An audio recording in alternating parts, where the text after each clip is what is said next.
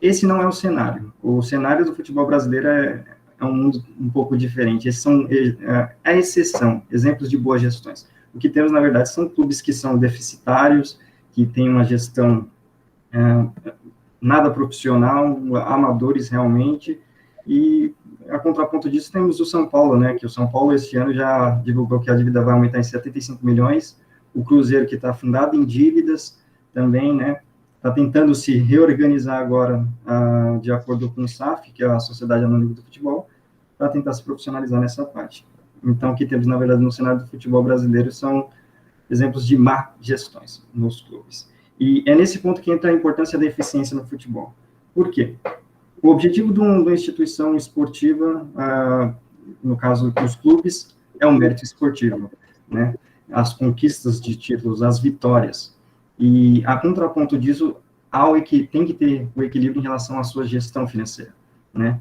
E, como qualquer outra empresa, o equilíbrio da gestão financeira permite que você consiga, basicamente, competir junto em um alto nível em relação aos seus adversários.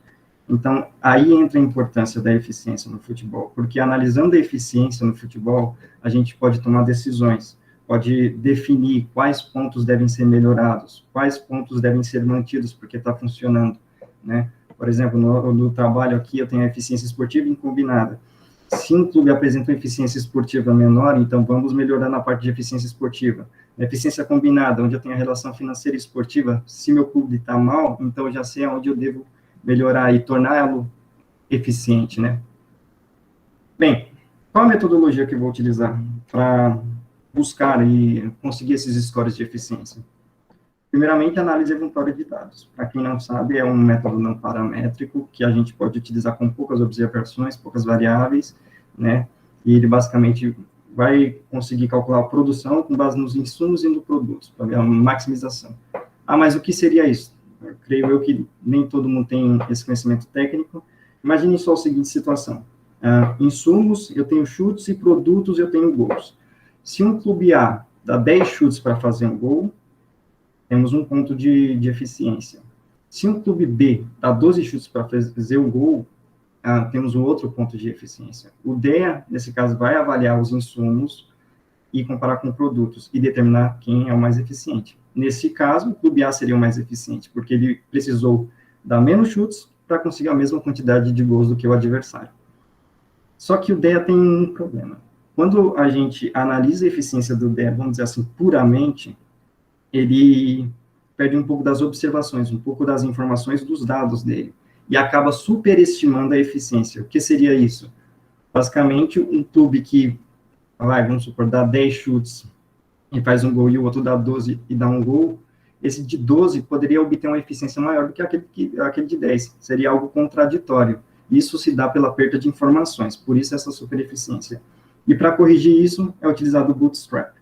Aqui eu tenho um exemplo que está no trabalho em relação aos scores de eficiência da correlação entre o antes e o depois do Bootstrap, para vocês entenderem o impacto do Bootstrap.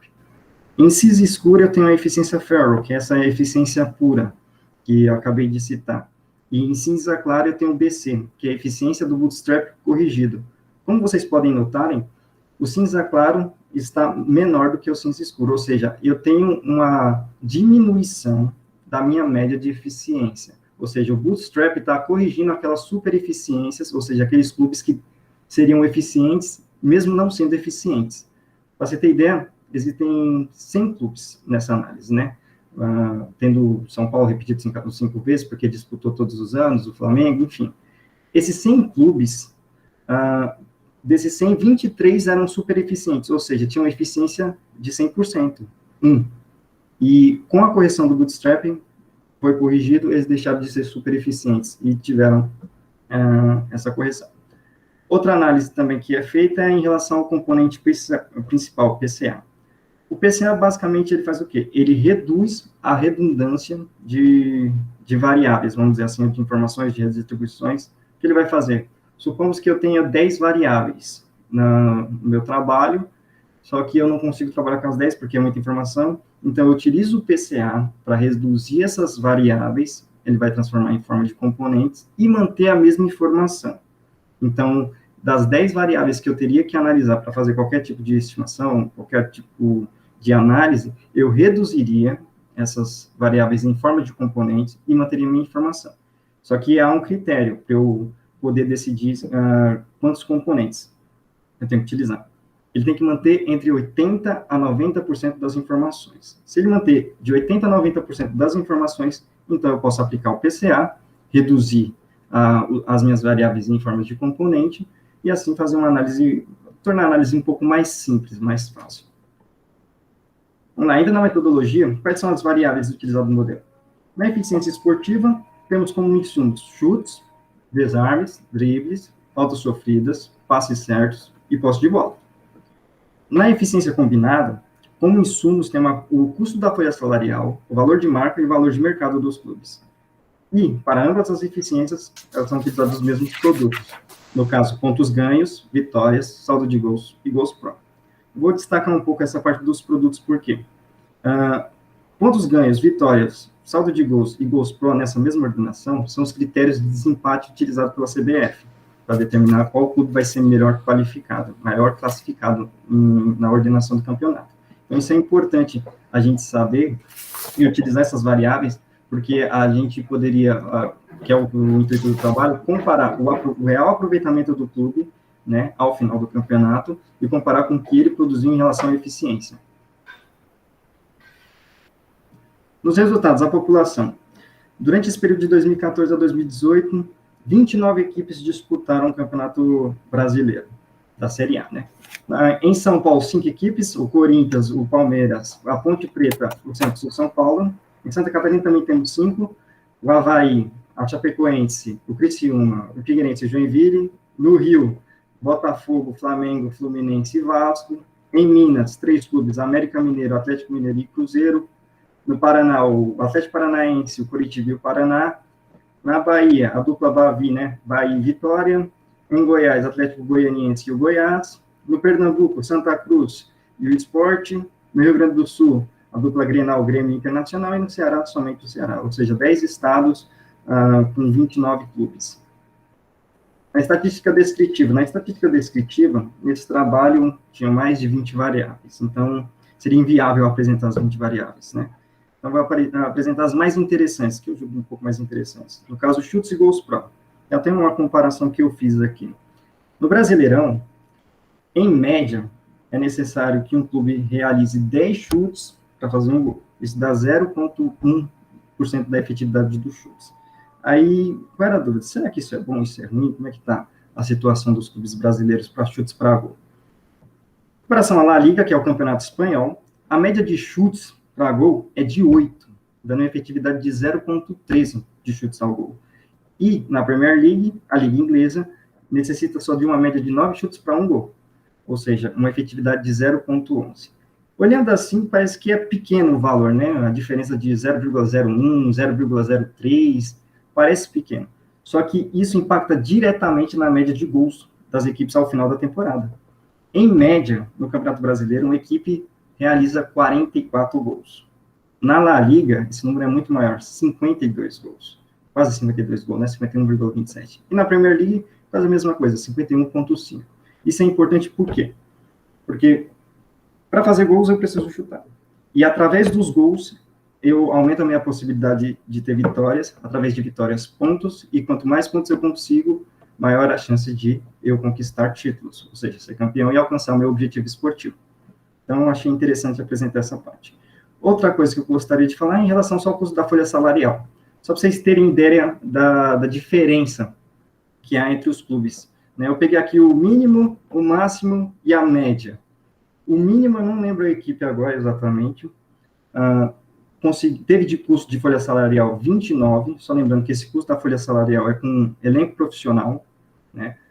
O máximo, esse sim eu lembro, o Palmeiras gastou quase 601 milhões de reais na folha salarial de 2016, né? O ano também ao qual o clube foi campeão, mas a média que um clube gasta é de 162 milhões de reais aproximadamente. Vamos lá. Eu dei a correlação. O que seria esse der a correlação? A correlação é em relação às variáveis que eu determinei com base na matriz de correlação. Mas como eu determino e chego à decisão de quais variáveis eu vou utilizar? Simples, o R de Pearson, que é um dado estatístico, que ele vai mostrar lá que se o valor apresentado da correlação for maior do que 0,30, então, assim, de forma leiga, eu vou dizer, eu posso utilizar. E nesse caso, tanto a forma positiva quanto negativa. A positiva está em azul e negativa está em vermelho. Então, nesse caso, há somente 4 das 12 variáveis aqui, né, que é apresentada no eixo X, né, que são os nossos insumos, em relação ao eixo Y, né, que são os nossos produtos, há somente 4. Quem são? Posse de bola, passes certos, chutes pró e chutes contra. E a partir da determinação dessas variáveis, eu consigo calcular a eficiência. Vamos lá. Aqui eu tenho o aproveitamento dos clubes em 2017 e 2018. Eu analisei ano a ano, mas por que eu vou apresentar 17 e 18? Simples, esses foram temporadas características, apresentou algumas coisas bem interessantes. Há uma diferença quando comparamos o líder, por exemplo, o primeiro colocado ao 20º, e os times que incorporam o G4 em relação ao Z4. Por exemplo, a diferença entre o campeão Corinthians em relação ao Atlético Goianiense foi de 36 pontos, e do Grêmio ao Coritiba, 19. Quando olhamos no campeonato de 2018, essa diferença é bem maior. O Palmeiras teve uma diferença de pontos para o Paraná de 57 pontos, e do Grêmio para o Sport foi de 24 pontos, né? A partir disso, a gente agora vai comparar em relação à eficiência. Como que vai se comportar o aproveitamento em relação à eficiência? Percebam que, nessa parte de eficiência, a gente tem os mesmos clubes do G4 em verde, e os clubes do Z4, que são os últimos colocados, em vermelho. Percebemos que o quê? Nesse caso, não há uma correlação. Eu vou apresentar na linha de tendência daqui a pouco, explicar um pouco mais detalhado. Por quê? Se houvesse alguma correlação, os clubes teriam o mesmo comportamento, ou seja, basicamente ocupariam a mesma posição da tabela. Mas isso não ocorre, porque temos o Fluminense, aqui, que foi o clube mais eficiente em 2017, ocupando a 14ª colocação. Os clubes do Z4, por exemplo, o Avaí, 18º colocado, conseguiu uma 7ª colocação. Temos um clube aqui que fez um bom campeonato, caso do Grêmio, né, na 4ª colocação, e ocupou só uma score de eficiência de 0,74. Lembrando que a média de eficiência geral é de 0,76. Então, observamos que o quê? Aqui a gente tem 11 clubes que foram acima da média de eficiência, ao contrário do que ocorre em 2018. Em 2018, a gente tem apenas 7 clubes, nesse caso, temos uma maior concentração dos clubes do G4 nas primeiras colocações, porém ainda há alguns intrusos aqui, né? O caso do América Mineiro, sendo o 11º em termos de eficiência, mas o 18º colocado na posição real do campeonato, né? O Paraná foi ineficiente de qualquer forma, e temos o São Paulo aqui, que foi o clube mais eficiente, porém está aqui o mais próximo do G4, né? Na 5ª colocação. A gente pode perceber esse comportamento pela linha de tendência. O que seria isso? Aqui, 2017 e 2018.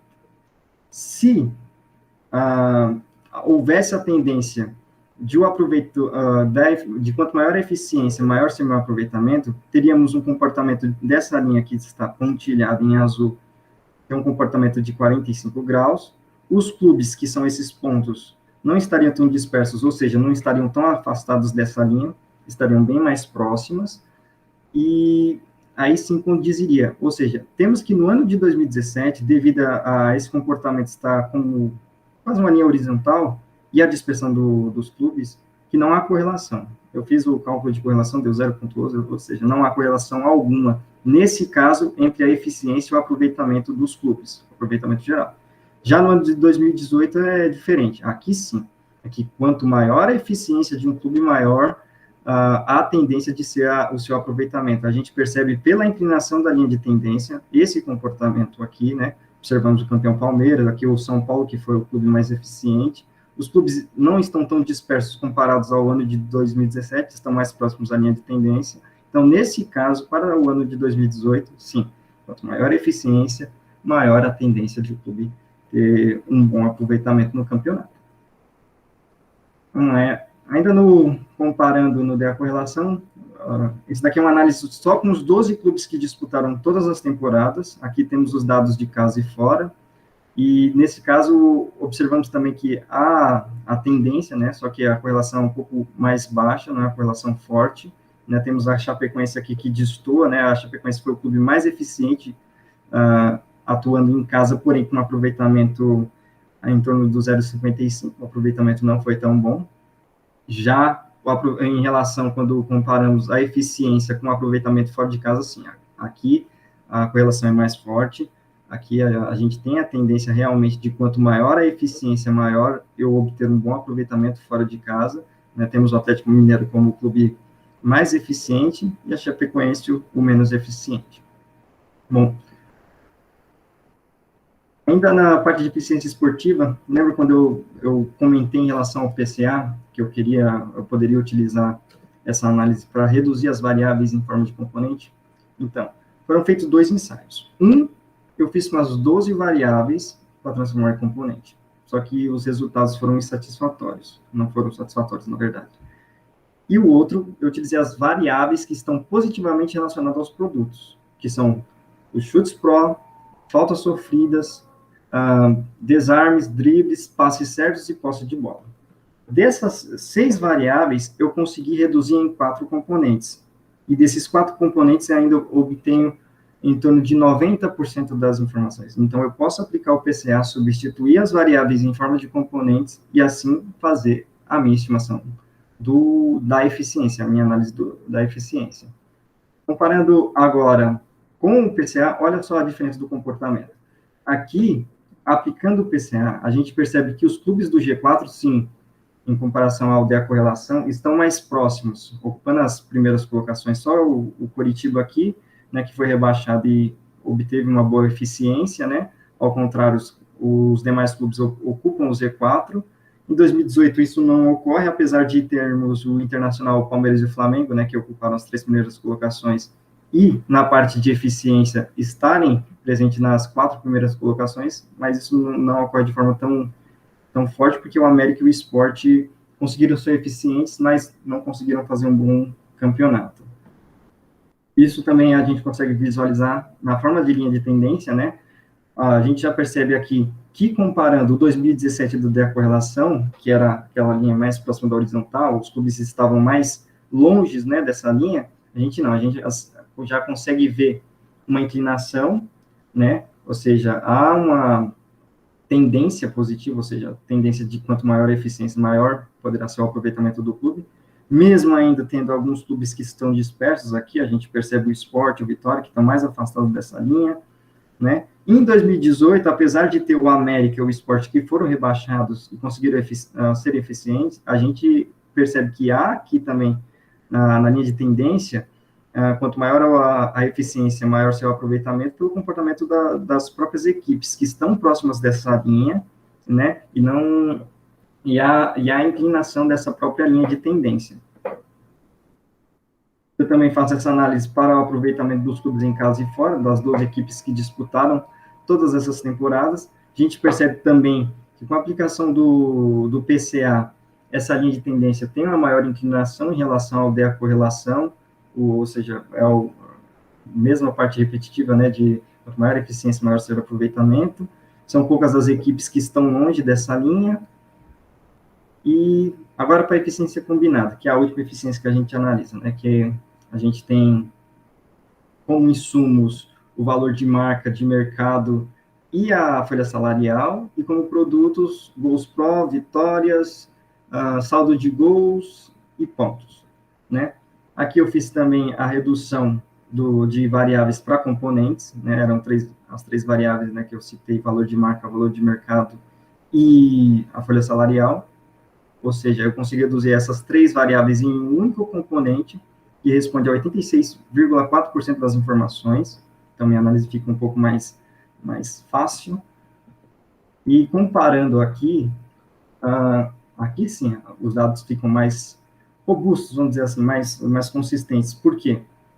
Os clubes do G4, que ocuparam o G4 no campeonato, se apresentam estão mais presentes no G4 da eficiência. E os do Z4 não tem jeito. Eles, não sendo eficientes, não conseguiram um bom aproveitamento.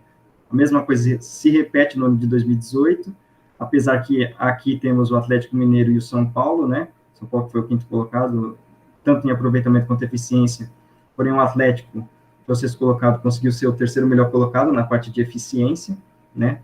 Mas a tendência de quanto maior a eficiência, maior será o aproveitamento, está mais presente nessa parte de eficiência combinada, como a gente pode perceber em relação à linha de tendência e a dispersão de cada um dos clubes em relação a essa própria linha. É interessante. Qual deveria ser o comportamento de quanto maior ser a eficiência, maior o aproveitamento? É o que se apresenta basicamente no ano de 2018. Aqui foi a correlação mais forte apresentada, 0,96. A gente percebe o inclinamento aqui, a inclinação da linha de tendência mais próxima aos 45 graus, os clubes de forma mais ordenada, bem mais próximos a essa linha de tendência, mostrando que realmente, por exemplo, o Palmeiras, que foi o campeão do ano de 2018, foi o mais eficiente, seguido do Flamengo, do Inter, aí aparecem os intrusos aqui, né? O Atlético, São Paulo, depois seguido do Grêmio, mas assim, se torna mais robusta essa parte da eficiência combinada, né? Então, o que se repete também na parte da parte de casa e fora das duas equipes que disputaram todos os anos, né? Percebemos que essa inclinação é maior ainda em relação a quando comparamos a eficiência esportiva, né? São poucas as equipes que estão longe dessa linha e, enfim, qual é a conclusão que temos? A eficiência esportiva, apesar de haver algumas, o ano de 2017, né, que não há correlação alguma ali, não tem como eu provar que eu sendo eficiente eu vou conseguir um bom aproveitamento, não tem, né? Mas nos demais anos, 14, 15, 16 e no próprio ano de 2018, que eu, como eu apresentei, tanto do DEA correlação quanto do DEA PCA, assim, há uma tendência, né, em linhas gerais, de que quanto mais eficiente eu for, maior poderá ser o meu aproveitamento. Só que na eficiência combinada, pela robustez dos dados, né, a consistência dos dados, eu posso afirmar isso com um pouco maior de certeza. Não é que eu sendo eficiente vou ser campeão, não. Eu sendo eficiente, o clube sendo eficiente, eu tenho a maior chance de disputar na parte superior da tabela, podendo disputar títulos e podendo ser campeão. Porém, a ineficiência nesse caso, no caso da eficiência combinada, eu sendo ineficiente, aí não tem jeito. Eu sou rebaixado para uma divisão inferior, no caso, aqui no Brasil, uma Série B, e ocupo as últimas colocações da tabela, e realmente não tem jeito. Bem, esse foi o meu trabalho. Mais uma vez agradeço a presença de todos e muito obrigado.